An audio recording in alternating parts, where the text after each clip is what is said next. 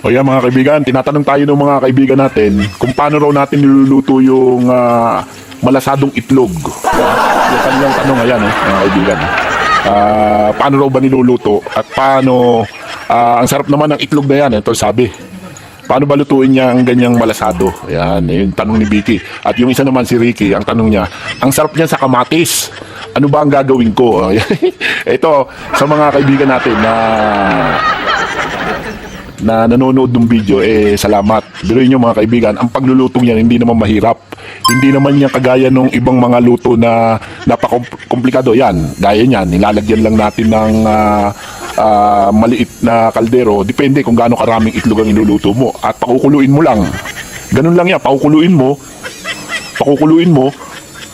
Pagka na-reach mo na yung boiling point, na-reach mo na yung boiling point, merong kailangan yung boiling point niya, yung kumukulo na talaga. Ngayon, ako, ang ginagawa ko, nilalagyan ko ng asin, yung tubig.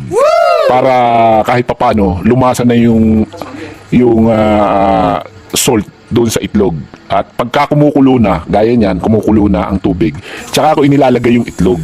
At pagkatapos nun, mga kaibigan, nilalagyan ko ng ilang minuto. Ang talagang nilalagay ko, 6 minutes hanggang 15 seconds. Yun.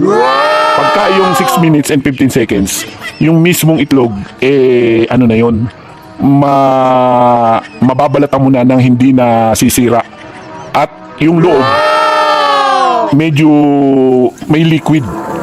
Kaya ako ginagawa yung mga kaibigan dahil yung aking deficiency sa vitamin D masyadong mataas. Kaya niresetahan ako ng doktor. Kita nyo naman yung nilagay na amount ng vitamin D tinetake ko, 50,000.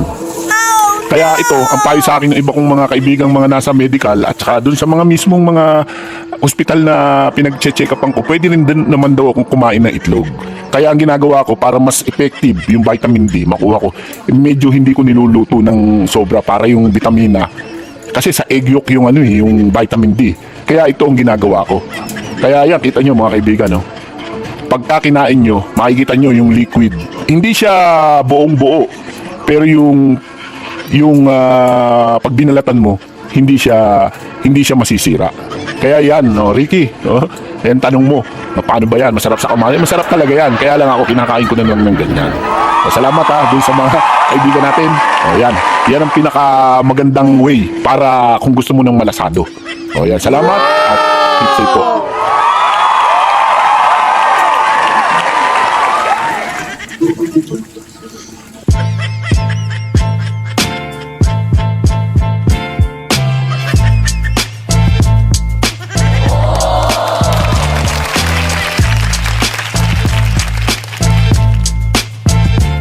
ありがとうございました。